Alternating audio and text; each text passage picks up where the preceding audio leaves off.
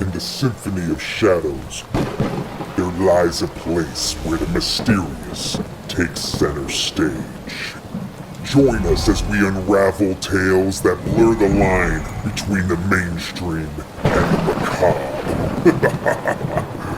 This is the Trick or Trio. With tonight's special guests, Wicked Makers. What is up? Welcome back to the Trick or Trio, guys. I'm Tyler G. And I'm Savannah. And we've got another very exciting episode for you guys. This is episode 1 of season 2. Are you ready for this, Savannah? I am so ready, but before we get into this episode, we do have some Trick or Trio news that we should probably discuss. So yeah, you guys may notice there is a little something off here. There are only 2 of us right now. Brick Thunder's not here at the moment. Yeah, so Brick is extremely busy and he had to take a step away. It doesn't mean that he's never going to be on the podcast, but you'll notice that Tyler and I are kind of the captains of the ship here for the most part, but we're still going to be a trio. It's going to be Tyler, myself, and whoever our special guest is. Now, speaking about the special guest, Savannah, you want to go ahead and introduce them today? I would love to. With a passion for all things spooky, and a love for Halloween, horror, and animatronic props, our next guests have transformed their channel into a haven of enthusiasts for all ages. Together, they craft imaginative and approachable projects, creating an experience that's not only entertaining, but also suitable for the entire family with their unique blend of creativity and inclusivity. The husband and wife duo bring a delightful energy to their projects, making DIY accessible for everyone. Their goal extends beyond mere entertainment. They aim to inspire, teach, and motivate their audience to embrace the world of DIY. Boasting an impressive community of over 650,000 subscribers and amassing over 68 million views, they've become a beacon for those seeking to unleash their creativity. So join us as we dive into their journey, discover their secrets behind their spooky creations, and uncover the magic that makes them a true force in the DIY realm. Get ready to be inspired and entertained, because this episode is about to get wickedly creative with our next guests, Jay and Jamie from Wicked Makers. Stay wicked. We have Jay and Jamie, Wicked Makers, here on the podcast. How you guys doing? What's going on? Great. How are you? We are doing awesome. How you guys doing? We are doing wonderful. Thank you guys so much for cutting time out of your busy schedule to meet with us. We have so much to get into, but first and foremost, just wanted to say thank you very much. Well, thank you for having us. This is fun. Anytime there's like a haunt-focused podcast, like it's just great. It's good. It's good for everybody. It's good for us. Good for the industry. It's good for it's great. Glad you guys are doing this. Yeah, one of the reasons we did the podcast is, I feel like there's so much on the props and this and that, but not really the people behind the scenes, or we only get to know people based off of what they kind of put onto their channel, and sometimes we're not going to sit down and put our whole life story out. So it's kind of cool to let people know who everybody is, what we do, who we are, and I noticed that it also gets them a bit more invested into our guests as well. So but yeah, again, thank you guys so much. So Wicked Makers, you guys have an amazing YouTube channel, and you also have a really good platform with your Patreon where people can get build directions, instructions, something plans, of that nature. Yeah, digital plans, and we provide a lot of the file, if we're like 3D printing stuff, we'll like provide the files and things like that as well. So with you guys doing this, how did you decide, like, hey, let's start a YouTube channel? Like, for instance, with me, it was by accident. With my YouTube channel, I uploaded something just to show some friends on Facebook, and then I turned around and I had 1,000 subscribers, and it's like, okay, I guess I need to do another video. It's a happy little accident. There you go. Yeah, it was. Nice. It was. So how did you guys get started?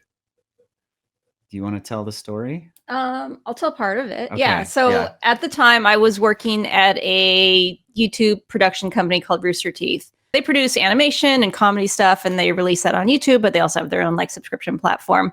So I was doing all of the marketing for all of their shows, and I was, really, that was my first experience into behind the scenes of the YouTube world.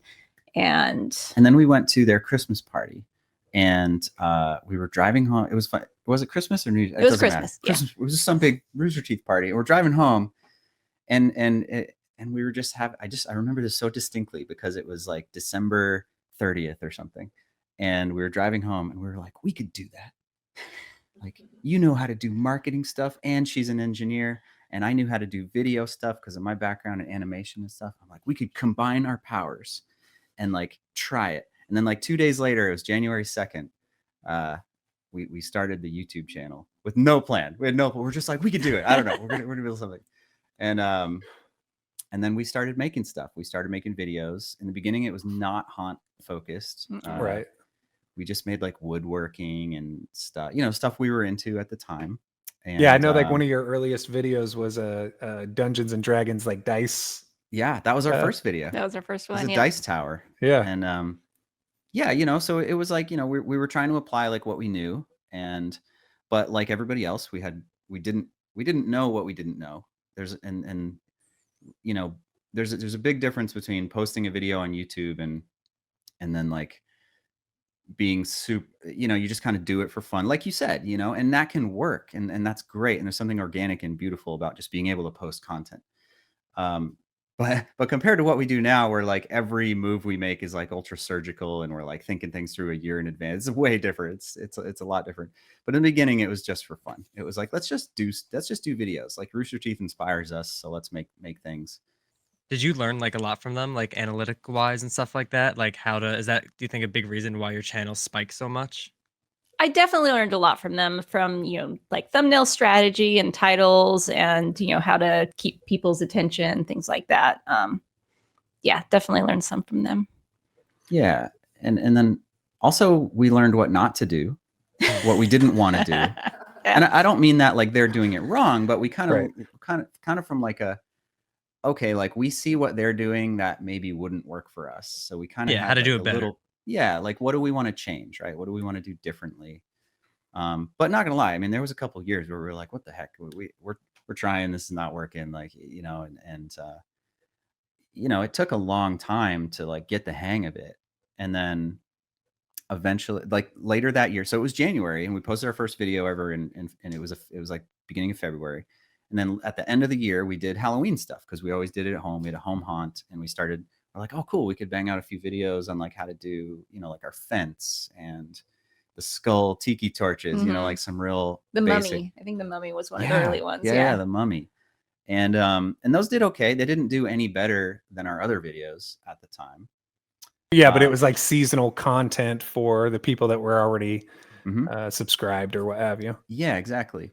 And then we just kept on that cycle for another year. But what we noticed was the following year, the Halloween videos started doing well again. We're like, oh, wait a second. Like, this is kind of like this evergreen thing where each season, the old videos will pick up again. And that in turn, it's like this incestuous spiral thing where like the old videos pick up, which drives traffic to the new videos and creates this like cycle. And then we were like, okay, that's kind of interesting. Like, let's do more of these. So we did a bunch more Halloween videos, but we still kept doing The woodworking thing. other stuff Yeah. too. And it wasn't until like 3 years in where we went, shoot, maybe we should actually focus on something. Yeah, Now- looking at your content, you can see where you guys have kind of adapted into doing, I guess you could say full-time Halloween builds. And that was one piece we were going to get to, but I wanted to kind of rewind a little bit if it's cool with you guys. So how did you said that you had a home haunt. How did you guys first decide to get into home haunting? What really inspired you to build your own home haunt? Let's see. I've been making haunts in my home since I was a kid, when we had 0 trick-or-treaters, and it was just for the fun of decorating the house. And my birthday is really close to Halloween. So one year for my birthday, my dad turned our whole garage into like a little walkthrough haunted house. And it was really cool. And they always like helped out with like the school PTA, like haunted houses, things like that. So I kind of grew up doing all the decorating stuff. And then moved to Southern California for school, went there for art. And there was a great haunt scene in SoCal.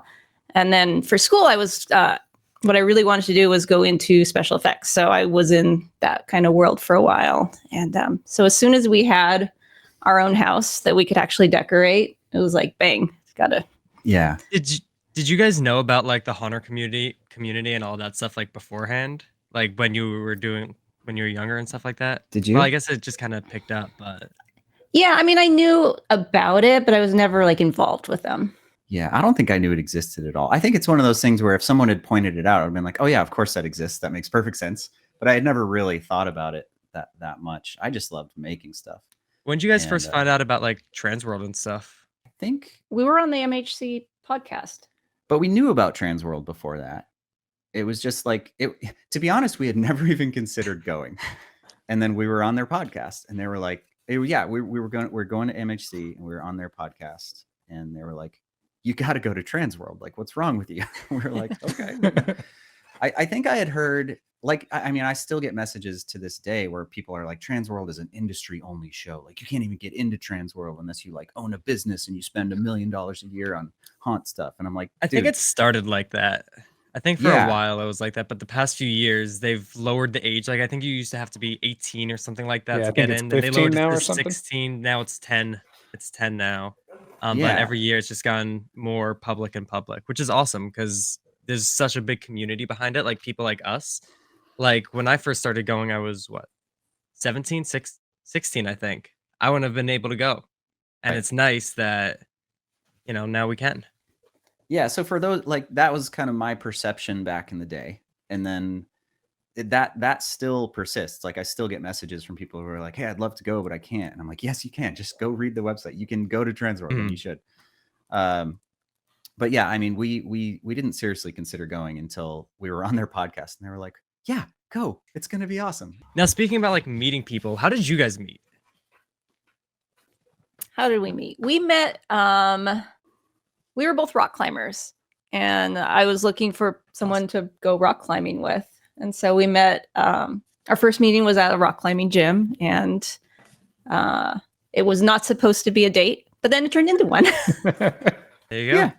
Yeah, it was. Yeah, I mean, that's pretty much how it started, and we just had like an enormous amount of stuff in common.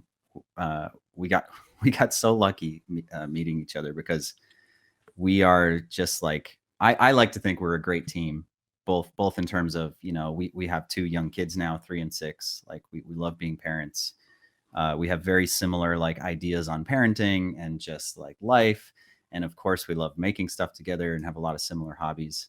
So yeah, we lucked out, and the result is Wicked Makers.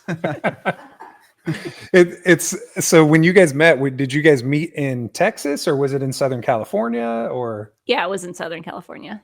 Okay, so I'm actually originally from San Diego.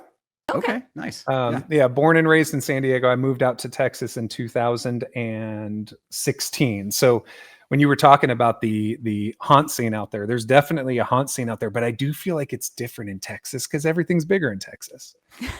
Right? Yeah, there's more like big houses. Yeah, Right. out here, yeah. The houses are bigger. There's bigger yards. You can do more with your haunt. Yep.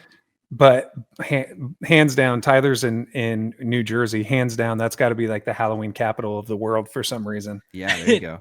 Yeah, So there's so is- much is- around here. Does that have anything to do with how you got into haunting, Tyler? No, Just your honestly, proximity to when spirit? I was younger, there was a home haunt near me years ago. They're I think dead now.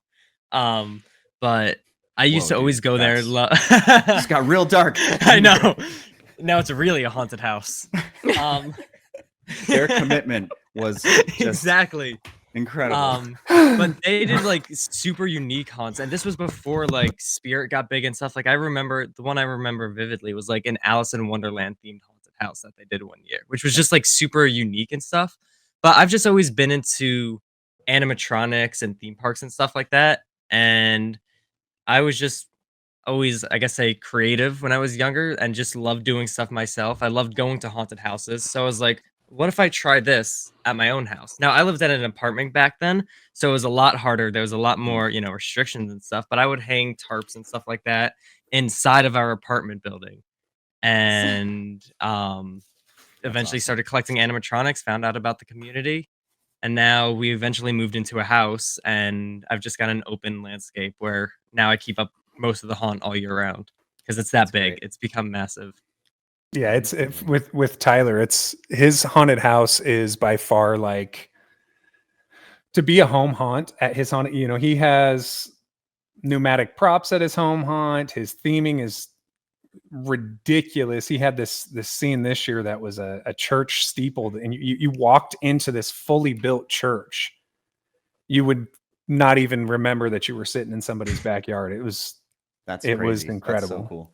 Trying to So, go you know- pro with it though. Trying to get the funding. Okay. That's yeah. awesome. Yeah. Nice. Well, Transworld is a great place to meet people for that. And Definitely. you know, one thing that I really enjoyed at Transworld, not to go on a tangent, but meeting haunt owners is so cool. And I love hearing their stories. And just hearing about, like, because they're also different, you know, like Eric up in New Hampshire with his outdoor haunt, and just like, you know, some of the different ways people have created like large, I don't know, like theme park-esque like attractions, but they're not all just like in a house. Like some of them Right. are in a huge warehouse, some of them are literally outdoors, some of them are in a cornfield. Like some of them, you know, we met a guy who worked with the city and got funding directly from the city to create like a really good haunt, because it was like a good way to bring kids into the area and like keep them out of trouble and stuff. Like everybody has a totally different story, and that's one of the really interesting things about the industry, and you know, and your podcast, frankly, because you can help tell those stories. Exactly. Definitely. The real cool thing I love about the haunt community though is not only does everybody have a different type of setup for their haunt, but it seems like everybody is very open and welcoming to sharing like their secrets on how they were able to accomplish some effects that they had. And that's one thing I love about your channel, is that you guys really are what I would consider to be one of the first channels to say, hey, look, not only are we going to show you how to make something incredibly cool, but sometimes we can tell it's just like, you know, we tried this and it didn't work, and it's okay to fail and experiment. And going into that, like, when you guys think of a project, is there anything in particular that you say, hey, you know, hey, we are going to do this, and this. We by far will never use fiber optics again, or something of that. You have your do's and don'ts. Do's and don'ts. We hate epoxy. It's the worst. We hate waiting for stuff to dry. So Yeah. that But That that's just not has to do with your going to patience. stop us from doing we something. have the worst patience. Yeah. Right. We try and stay away from too much gory stuff. Like if we can't put it out in the neighborhood and all the kids will be okay with it, like so there's not going to be a lot of blood or, you know, too realistic of a corpse, things like that. Yeah. We definitely don't have a hard, fast rule to just stay away from stuff other than blood and gore, because we are a we call family friendly horror is what somebody described us as once, and I loved it. It's perfect because, like, you know, you go to you watch Pirates of the Caribbean, it's filled with zombies and skeletons, and they're all stabbing each other and fighting. It's like adult themed sort of, but there's no blood, there's no gore, there's no guts Right. everywhere and stuff like you can have scary, spooky, fun stuff without needing nasty like blood everywhere. And but, you know, not just like, some people are super into that stuff, and that's totally fine. I got nothing. It's just not our thing, right? So that's Right. definitely like one hard, fast rule we have when it comes to project ideas. And then to touch on what you said, I think another rule we have is we always try. I call it the 80% rule, where like whenever we're gonna make something for the channel, there's got to be a big chunk of it we've never done before, or that we don't know how to do, because we want to be experimenting / learning with you guys as you watch, right? But it shouldn't be the whole project. It shouldn't be like, we're just going to do some crazy stuff you know, and just have it be a total disaster. Like, we want to build something and be confident we can get to the end, but there should be a significant chunk of it that's like uncharted territory for us. And that way, you know, we're on the journey together, right? Right. Yeah. It's and like you a guys get to learning check- experience for you, but also can keep your viewers engaged to say, Yeah. hey, this is something completely new that they haven't done, you know, in the Yeah. last video or the video before. I was just gonna say for like viewers that want to get into something like this, what kind of like advice would you have for them? Just don't be afraid to try stuff. Like Halloween, I love Halloween props because they're so forgiving. Your end result, you're going to see it in some dark light, and you're not like looking and analyzing it up close. So it's not a fine art piece. It's something that it's forgiving. So you can have fun with it, and you can play with textures and colors and effects and all sorts of different stuff. And it's a lot easier to do because you don't have that like pressure to that where everyone's going to sit there and microanalyze it. Yeah. With at our home haunt, my mom does. She travels the country throughout the year, and then October she usually comes to help with our home haunt. She does a lot of the DIY stuff for me, which she's way more creative than I could ever be. But she'll always say it's supposed her term is Halloweeny. It's supposed to be Halloweeny. Like, if there's a dent over here, or this side was burnt a little more than that, it's supposed to be Halloweeny. Like, nobody's gonna sit there and go, there's too much spider web on the left side. Yeah, no, exactly. And I think that's a really important point. I think, in terms of specific techniques and stuff like that, like I often will point people to like making tombstones is like a great way to start on kind of like if you've never done like a Halloween build, like that's a pretty cool thing to do, because if you're familiar with cutting wood, you can make them out of plywood. If you don't want to cut wood or don't have the tools, you can make them out of XPS insulation foam. And then you just kind of slap some gray paint on it, put a funny thing on the front, and you've made a prop. Like, you did it. Good job. Like, it's not hard. It's not complicated. And then you can take that as far as you want. You can study like texture to make it look like stone. You can like carve like really complicated epitaphs. You can carve cracks into it. You can do weathering on it with like moss and lichen. Like, you can take it as far as you want. But all you got to do is paint a rectangle gray, and your kids are going to love it, man. It's so fun. And it doesn't need to be like this monstrous task that's intimidating and overwhelming. And then, on the other side of it, like, it's supposed to be Halloweeny, right? Like you said, it's, in the early days of game development, every single room was like this old industrial, like look at old like FPSs and stuff. Like, you're always in a dark room, and you're always in like an old rundown factory or something, because that was the easiest thing to make. You just make a brown wall, throw some crap on it, and it's like, cool, you're in an old factory. It's like that, but for making stuff for haunts, right? It's just like, just make it brown and gross, and in the dark, it's gonna look good. You did it. So do you guys, because I hear and I agree with like 99.9% of what we're saying right now. However, you guys are also known to recreate some extremely popular characters, and not once have I ever seen one of your characters and go, that doesn't look like the other mother from Coraline, or that doesn't. It's always so spot on. That's got to be extremely intimidating when you first started saying, hey, we're going to do a licensed character for this rebuild, right? Do we tell them the secret? What's the secret? Tell me the secret. Before we unveil the secrets of success with Wicked Makers, we have a special announcement for all you Halloween enthusiasts out there.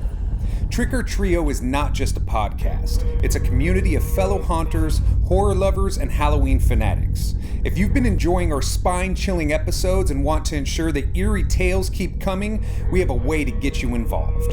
Head over to trickourtrio.buzzsprout.com to catch up on every episode you might have missed. You can also become a crucial part of our haunted family by pledging a monthly donation. Your support will help keep the Trick or Trio podcast strong, ensuring we can bring you more riveting guests, spine-tingling stories, and Halloween delights. So don't be a ghost listener. Join the Trick or Trio community today. Visit trickortrio.buzzsprout.com. I don't know. Do we tell the world our secret here? Or you don't know our secret. Maybe it's not a secret. You should tell them then. It's so secret she doesn't even know. So yes, it's intimidating in a good, fun way to try to match an existing IP or character, or a character that people love and have grown up like they're going to have expectations, right? But it's also it's a guidebook. It's a roadmap. We know exactly what we have to do because it's right there. Right. It's not like, oh man, what color hair is it going to have? What's the skin going to look like? How big is the nose? What kind of teeth? Are they sharp? Are they flat? Are they brown? Are they white? Is there, you know what I mean? Like when you design your own thing, there's a billion questions to answer and you can go in any conceivable direction. But when you are working on a licensed character, you're trying to recreate something. It's just, you have the concept art and you have the animation and you have the roadmap and you have this clear idea of what it should do. And that can be more difficult to create making wise. Technically, yeah. Technically, but creatively, it's almost easier because you're just like, cool, I don't have to make choices. I just need to make it look like that. Right. I never thought of it that way. Because like even behind you right now, we can see a couple of the heads of your projects back there. And, you know, it's, I never thought of it like, oh, you have almost, especially with the internet, unlimited amount of source material. Mhm. So you can probably find 45 different angles. Exactly. Yeah. That's exactly right. I never And thought like of it like with that. Huggy Wuggy, talented artists have already created these characters, right? And that's why you love them in the first place, because somebody really good at this made them, right? And they've made choices, right? Like, what is the texture of Huggy Wuggy's mouth? Well, it looks like a balloon, right? If you look at it up close, it almost looks like a balloon animal type shape. So our task is like, how the heck do we make it look like a balloon? Like, I don't like, and we're trying different paint textures and we're trying different materials. And so instead of deciding what should the texture be, it becomes a question of how do we recreate this texture, and then do it in a way where we can show people how it works and have it make sense. So yeah, so there's parts that are harder and there's parts that are easier, and it's kind of a wash. What's your favorite prop that you guys have made? Man, There's a lot. that's such a hard question. I know. I mean, Springtrap is like our most epic prop that we've made. He still gets to live in our garage, in our shop, whereas most of the other ones, either their heads have been taken off or, you know, they're in our shed. But he gets to stay there because he's big and he's cool, and like, I don't know, I just love him. I love how he turned out. He legit, that Springtrap video, you know, you sometimes watch a video and you're like, okay, let's see how this is really going to turn out, right? And I don't think anybody's ever been disappointed with how you guys do it, and that's probably a huge piece to your success. You guys are both extremely creative. But with Springtrap, I'm like, how are they going, like, you know what I mean? Like, you know, doing like you know, Huggy Wuggy, for instance, a lot of that's fur and what. No, you have to have the holes in the detail. outfit, Yeah. and that thing came out looking like it was licensed. Like it does not look like somebody made that thing. It looks like it was produced by a multi-million-dollar company. It's just, you know, I'm kind of going on a tangent of how much I loved that particular build that you guys did, but it's probably, I think, one of my favorite videos that you guys have done. And I'm not even a Five Nights at Freddy's fan. Like for me, you know, that's something my kids do. You know, no, that's cool. That's good to hear. Thank you. I guess I think I agree from like a accomplishment kind of standpoint. Like, holy moly, we did it, you know, because if you watch the video, it was not like It was a struggle. we don't manufacture drama. right? That is a YouTube thing, and I don't fault anyone for doing it because it's part of the game. But we don't, because we get plenty of drama naturally. Things go wrong all the time. And that Springtrap project was a disaster for like most of it. We were supposed to do 2 or 3 videos in October this year. We didn't because of Springtrap, because it was just a total nightmare. But it worked. But that's really what makes it special, is we didn't give up and throw it in the trash and get frustrated. Like we got very frustrated, but we pushed through, and it sounds corny, but like we just kept going and going and going and going. And we were like, we got to do this. The movie's coming out at the end of the month. Like, you know, it's Halloween. We can't just not do a video in October. Like, there was this pressure, and we just got it done. And that made it so much more special when it actually worked. So that I think is like, I agree. I think that's probably like our piece de resistance so far. So yeah, so far. Yeah, but I also really liked Huggy Wuggy because I personally like making our own stuff. I like our own Internals. yeah, like I like the idea of our designing it from scratch, even if it's probably going to be more limited than what like a factory and a team of like extremely experienced mechanical and electrical engineers can make, right? It's just us trying stuff with PVC pipes. But I just love it. I love the tinkering. I love the figuring out the motors and all that stuff. So I really liked Huggy Wuggy. Pointing, where is he? There he He's is. there. Now, Just doing a thumbs up. you make a prop, you've got it all set, you know what you're doing now. Do you think you would ever like sell something like that? I hope Like so. like sell the actual props or like create That one to or sell? creating new stuff, whatever. I don't know if we'll ever actually sell the ones that we make for film. For their not for film, but for our videos. Inside, sometimes they don't last the longest because it's Yeah. it's just made out of stuff from our house. Right. But so like we have like a machine shop. And, We don't have to worry about like building it well enough. Yeah, to ship quality across the control. country Yes, that. and like oh, you're gonna throw this on a FedEx truck, and ship it and have some guy like tossing it, and then like some like our they work for the videos, but they don't work.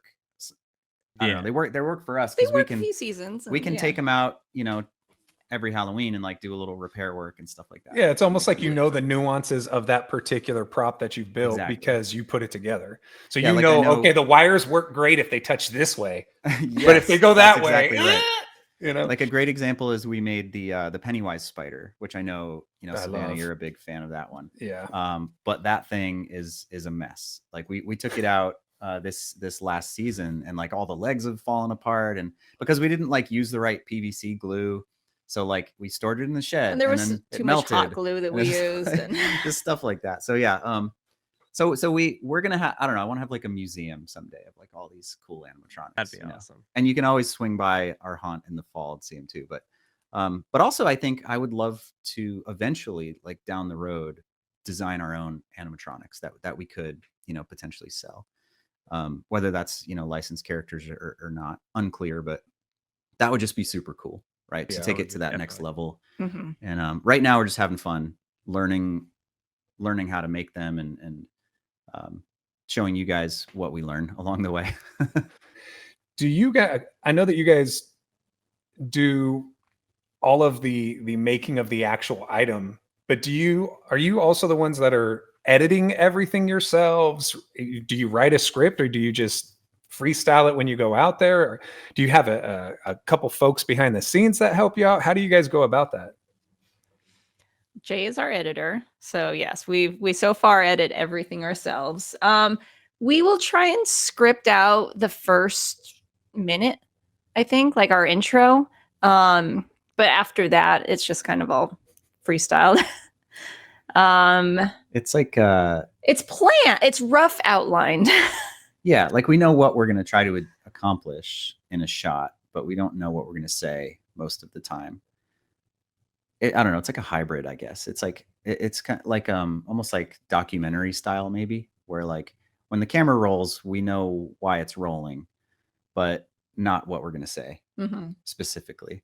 Right. Um, And then And, we make all our thumbnails. That's usually Jay and I together working on those. And we did We- technically just bring on our first intern.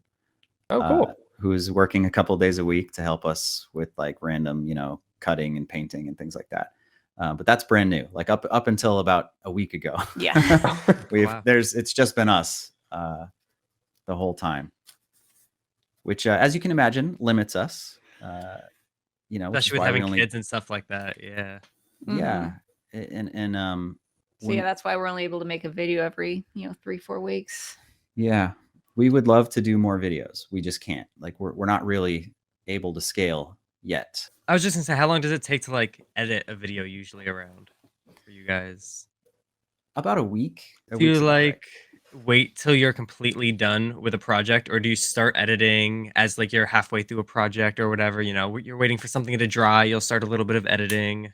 or do you just wait till it's all done and then knock out all the editing at once? I think both methods have merit, especially under a time crunch. But personally, I like to wait till we're done, or at least pretty close. There's cases where like we will film what we hope is the intro, and I will go edit that just to make sure we have something we like, right? Because there's a lot of shots, especially when you're going to turn something into something else. You can't like rewind, right? Because Yeah. you've Right. destroyed the thing. So you kind of have to make sure you've got it and that you're happy with it. So maybe I'll do like a rough cut of the intro, for example. But by and large, I try to wait till we're done or really, really close to done.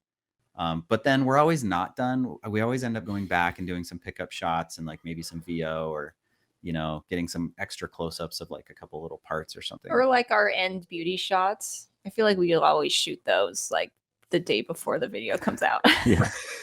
You just rush to toss them in there, and You guys, you wouldn't even believe us if we told you like if a video comes out at like 3 p.m., we finished it at 2:45.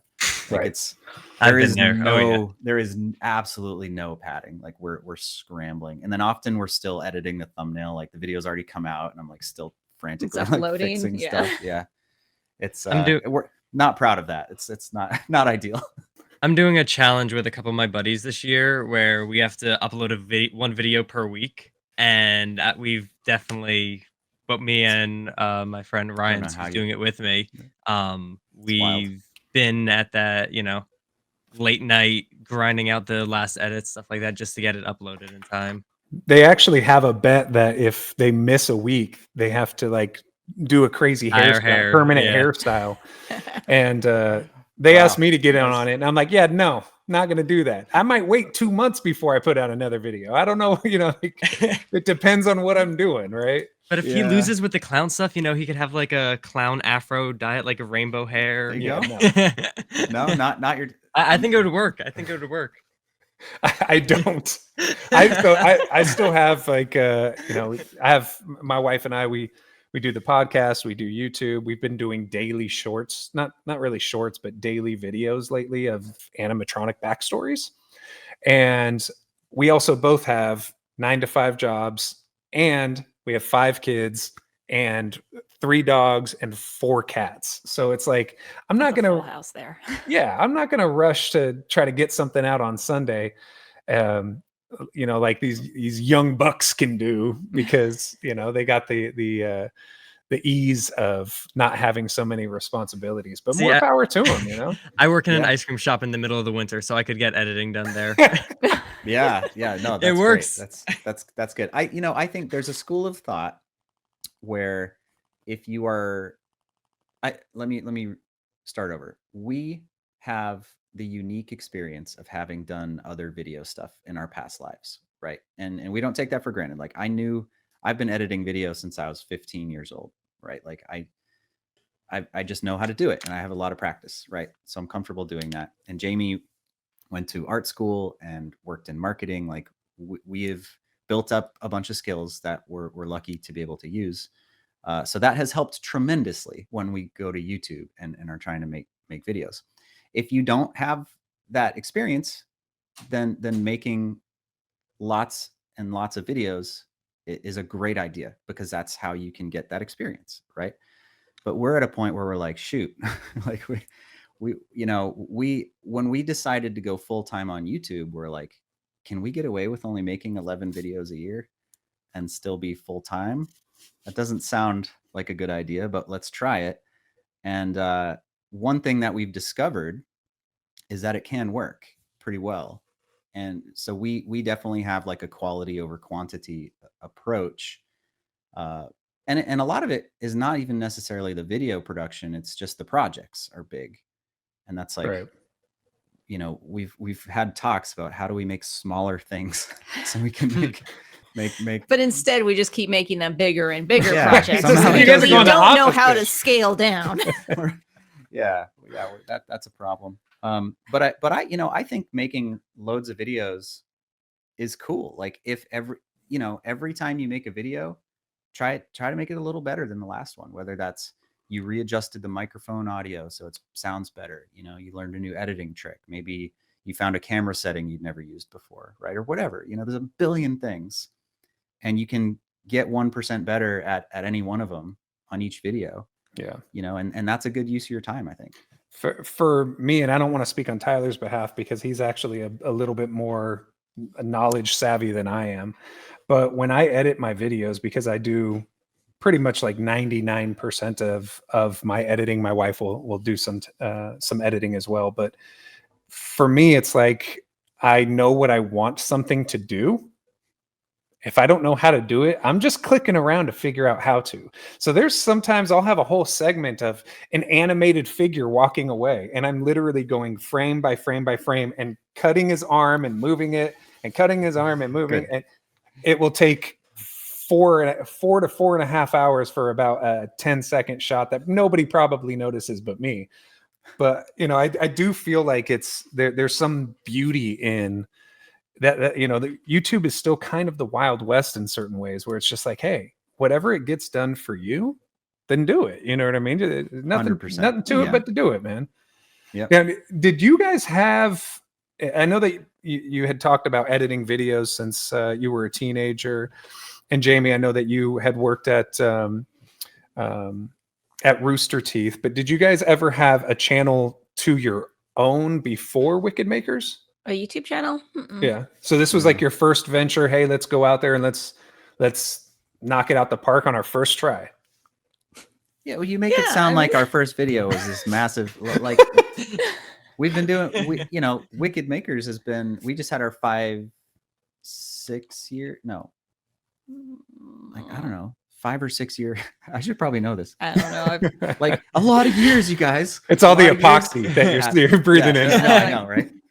But the point is, obviously, that it's been a long time to figure out how to do this, and yes, it's doing so well right now, and we're so thankful for that. But it was not a get lucky thing. Like Right. we spend we like 18 hours a day every single day talking about YouTube. yeah, we and how to think get about better at it. nothing but YouTube, and it's like our days are spent, you know, doing projects and coming up with new ideas and editing, like all the different parts of it is just very much all consuming.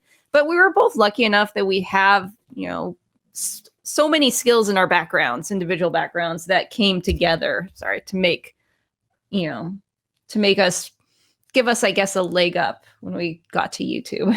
Yeah, for sure. And then to your point, Sven, about, you know, if we don't know how to do something, just like in the videos, like that's not fake. Like that's how we are about literally everything. Like, hey, I need to use this 3D printing thing that I've never seen before. So I'm going to spend the next few days just like clicking my way through it and figuring it out.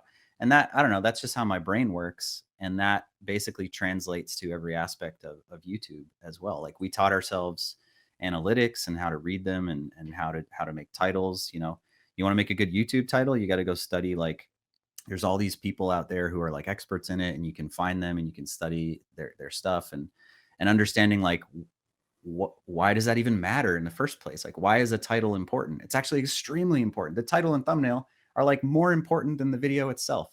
Right. And like, you know, because you could make the greatest video the world has ever seen, but if nobody clicks on it, it's irrelevant because the world will never know it existed. Right. So it's almost like your marketing of the video is like equally or more important than the video itself, which sounds really weird, but it's unfortunately it's like a ballroom dance. You know, you have to have it visible for people to be able to watch, and then once they start watching it, they have to enjoy what they're watching. Yes. Right. So they're equally as important. I had noticed with you guys that it seemed like you had done a lot of planning straight from the get, because I don't know if it was the first video or the second video, but you had like the Wicked Makers logo pretty much from the jump, right? Mm-hmm. Yeah. Before we launched the channel, we spent a long time. We had our website already built. We had our logo designed. We had, you know, we had everything planned out. We were the way both of us work is everything has to be put together like perfectly before it goes out. And so before we launched the channel, I think our first video took like 3 months to make. That's because I recut it like 5 times. Like I started and I it took a long time, which I I also recommend that, for someone like, I don't know, there's all these schools of thought and none of them are wrong. It's just, there's a little bit of, I agree with a little bit of everything, but we shot the video and then we edited the video. And then I kind of went, I don't know. It's like, so You're like your own worst critic, right? We just did it again. And like, we didn't release the video and then we just did it again. And I think there's a very important part of making stuff where you can't like go for perfection, right? You got to perfection is the enemy of progress. You got to just go. And sometimes it probably, in hindsight, probably would have been better off just releasing the video and focusing on the next one. But we didn't. We remade it and then remade it again. And then like just kept going until we went, okay, cool. Like this represents our abilities.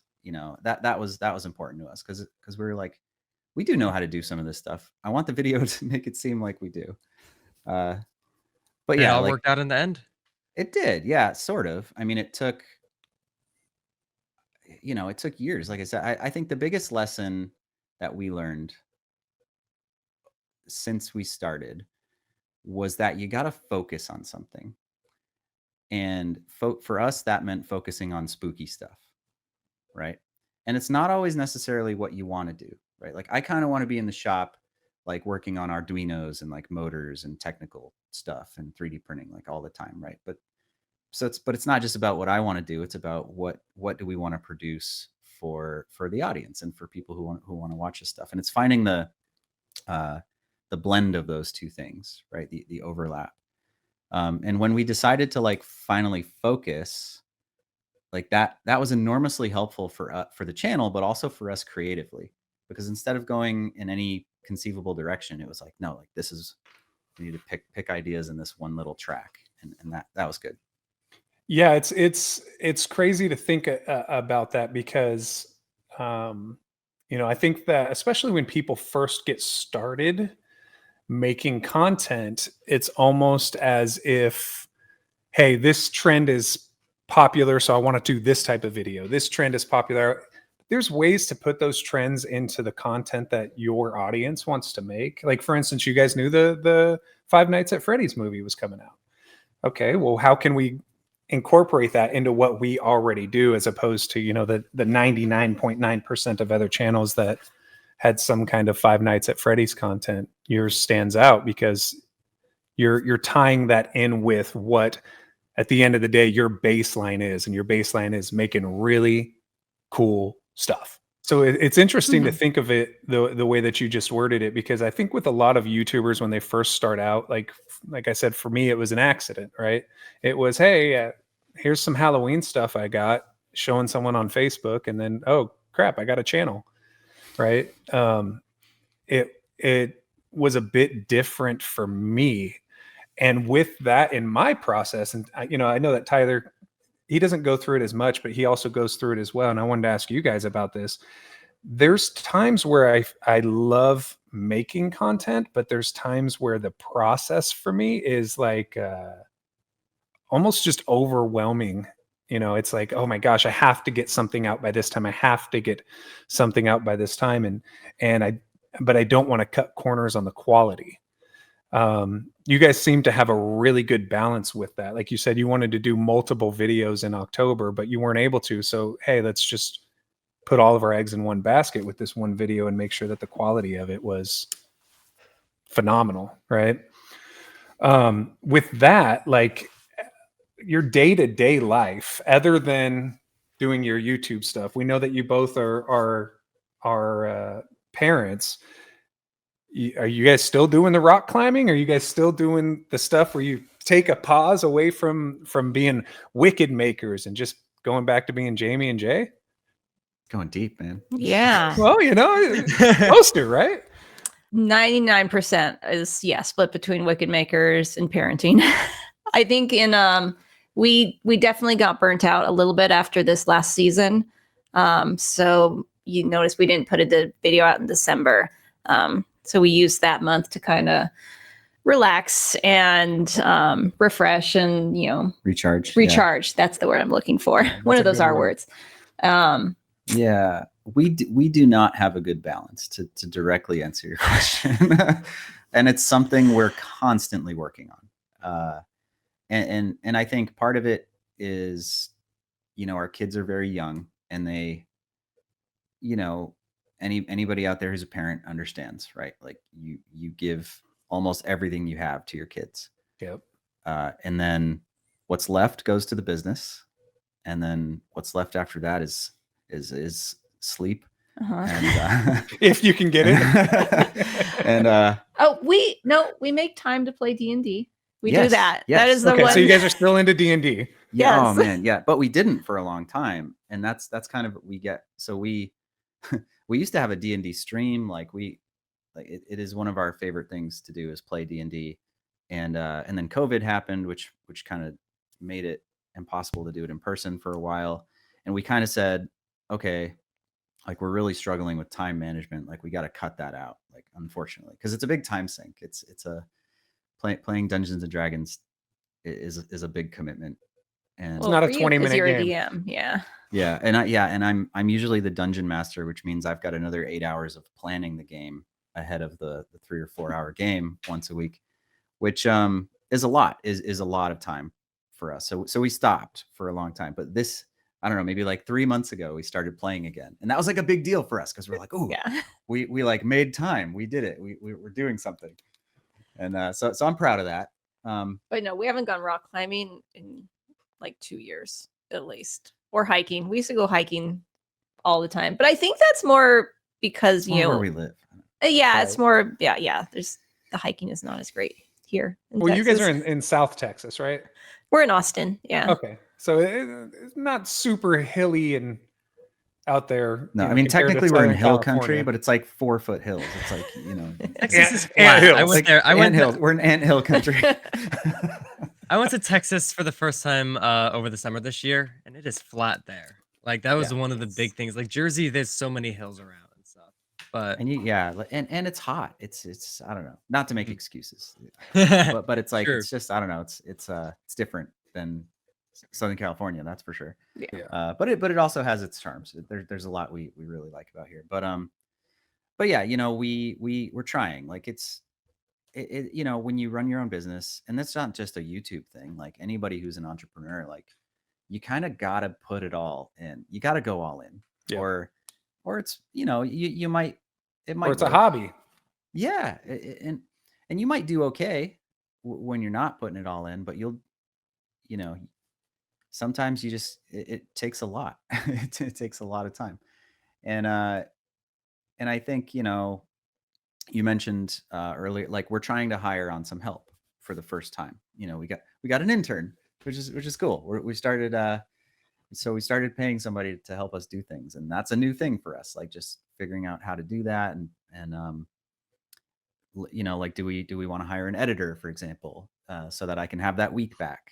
Do we want to bring on people to help us make stuff, et cetera, so that we can slowly recapture some life. Well, I will say, if you do have folks help you make stuff, just make sure that the core is still you two, because the dynamic that you two have is infectious. My wife and I watch your channel all of the time. I think that's one thing and not to, please don't take it the wrong way, but I don't think that this would be as successful if it was the Jay show or the Jamie show, right? You guys complement each other perfectly. And there's times where it's like, hey, she's going to do that, he's going to do that. And if it was the other way, it probably wouldn't work. Nope. Right? Like it works. Your dynamic is just, it's beautiful. It's inspiring. And so Which please, is I will crazy ask because we that. don't even like each other. It's all fake. it's just for the cameras. It's just for the cameras. Yeah. Just kidding. That's a Hollywood thing. It was No, it is great. We're able to motivate each other if one of us gets frustrated, and we're able to fill in skill gaps when someone doesn't know how to do something, and we have the things that we do best and or enjoy doing more, and I'm able to do a lot of the painting and leave some of that engineering stuff to Jay, and it's worked out really well. And we learn from each other constantly too. Like I could probably paint a tombstone today, I could not paint a tombstone when we started. There's no way. Like I would have been speaking to myself in my earlier thing about tombstone, so she's taught me how to paint and given me confidence to try that stuff. And we share our skills quite a bit in addition to them complementing each other. So yeah, it works pretty well, and I hope it continues to do so. That's I would imagine that would be your hope. Yeah. Oh, well, it didn't work well. Now, you guys also you I saw a couple times on your Patreon that you ask for your patrons some of the stuff that they'd like to see from you guys as well, right? So this is not.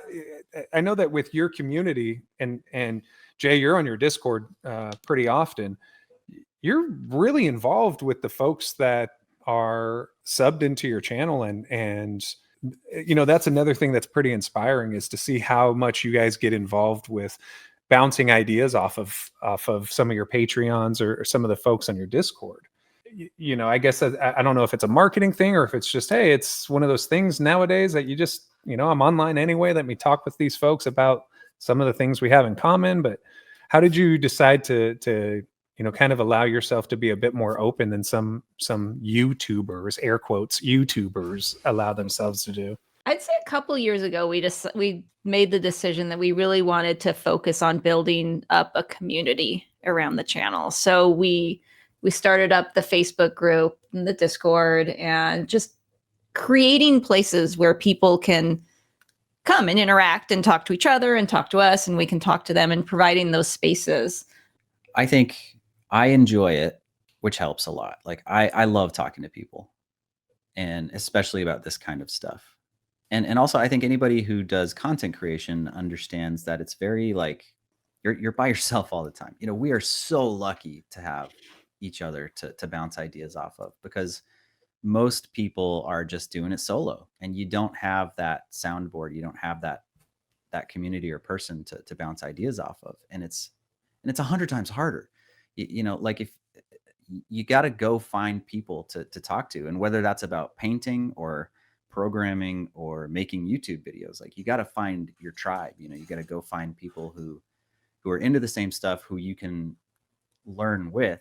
And so I just really enjoy that part of it in general. And I would say a couple of years ago, when it started to become clear that people were like genuinely getting a lot of value out of our content, it wasn't just like this cool thing. It was like, oh wow, like people are like, we're meeting people and they're like telling us they went and got jobs because they got started, learning stuff on it, like actually helping people improve their lives and learn cool stuff. I don't know. We doubled down on it all, and we said, okay, let's really lean hard into this and try to create a place where not just you can learn stuff, but where it's cool to fail. This is the most important part, because there's a million, if you've been on the internet a long time, there's a lot of mean people on the internet, and it's not always the great, you can't just pop into a random forum or a random group or Discord and be like, hey, like, how do I get started doing a thing? Because people will just tear you down. Why didn't you Google it? And blah, blah, blah. Like we wanted to have a place where nobody's like that, or as best as we could do, like a place where you could, where it's okay to be totally new at something. It's okay to ask dumb questions. It's okay to talk about your screw ups. And hey, I am perfectly aware that I was supposed to do this, but I didn't because of reasons. And now I'm in this horrible situation. Instead of tearing you down, we're going to help you get back up to where you were, and that's, I don't know if we've perfectly achieved it, but that's what we're after, right? We want to have a community that's going to support each other and be open to that side of, I don't know, discussion. You know what I'm saying? Does that make any sense? No, it does. So like one thing that Tyler does and I do is we have this whole, anytime that I go live, we do a live usually about twice a month. And I end every single live the same way. And it says, hey, if you see bullying or you're a bully, like stop, because it doesn't make you look cool. And that one little message that I said one time on a live. We have a PO box where what the Psychotic Circus of Savannah fans, we call them carnies, where they send us fan mail.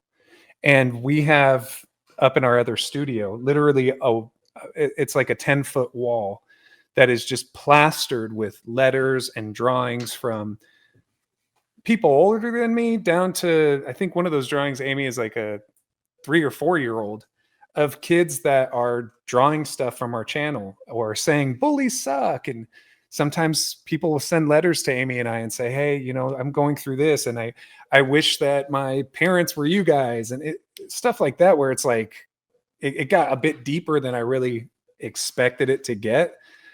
But it turned into this whole, like, almost like a safe haven of certain people of all ages that feel like, hey, you know what? I'm okay to be myself on these lives. If it's only twice a month, I can be myself. I can say things that are dorky. I can talk about dumb stuff. I can be silly. I can be this. I can be that.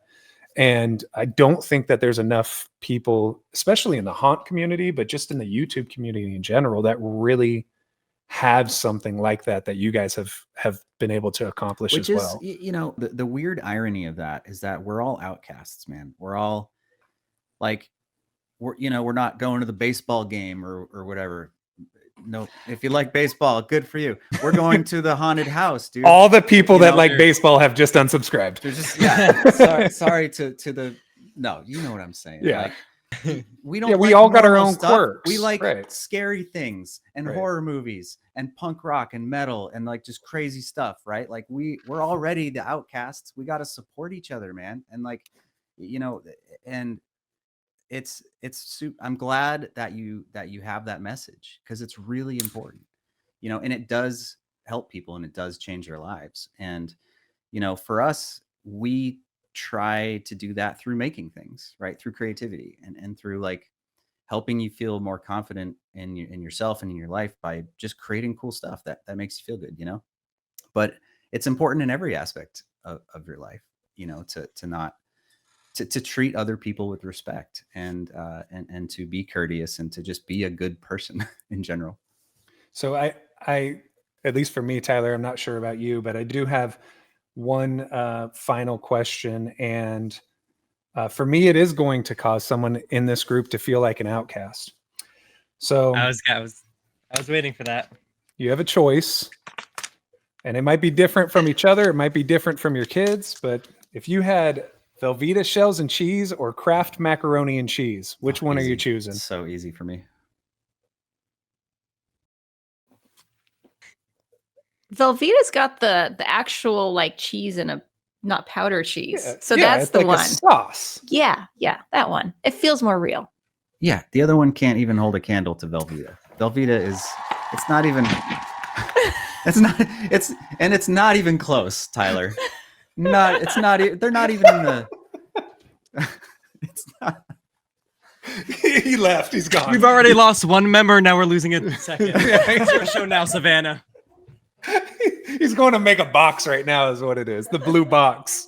He was adamant that Kraft was better. And then I found out just today that he has actually never had Yeah, it's Velveeta true. shells and cheese. Oh, It's well. okay. I'm gonna send you a box. Can't judge. Right. I told him, I know what you're getting for Dude. your birthday now. Yeah. You're going to fall in love with it. You know what though? I will say, just for a little redemption, our daughter, who is 3, won't eat Velveeta, but she'll eat the heck out of those other boxes. So Maybe it's just a kid's thing. Maybe it's a kid's yeah, thing. maybe Tyler, you you're not a know, kid, though. You're not a kid, but maybe it's an acquired taste. I don't know. I've never had Velveeta. That's the big thing. I can't really compare it. But he was ready to die on that anthill. Just don't come to Texas. No hills out here to die on. Thank you guys so much. you guys so seriously. much, Make sure that definitely. you, to everybody out there listening, make sure you check out Wicked Makers if you haven't already. Wonderful, wonderful YouTube channel. We're everywhere. Our main thing is YouTube. If you've never seen us before, then please check out what we do. It's pretty cool. It's really cool. youtube.com/wickedmakers. But we're also on TikTok and Instagram and stuff. And And if you want to hang out with us, we're on Discord. Yeah, And there's a pretty Discord's cool fun. Facebook group. yeah, we have both, because I find there's not a lot of overlap. Like you're kind of into you're in the Facebook crowd or you're in the Discord crowd. And And so we have both, and the communities are awesome on both sides. So swing by and show us a picture of what you made. I will tell you it's cool. And That's it. stay wicked. Stay wicked. Stay away. As the shadows lengthen and the moon casts an eerie glow, we bid you farewell. The night may be over, but the mysteries endure, waiting to be unraveled in the episodes that follow. Until then, embrace the darkness of the Trick or Trio.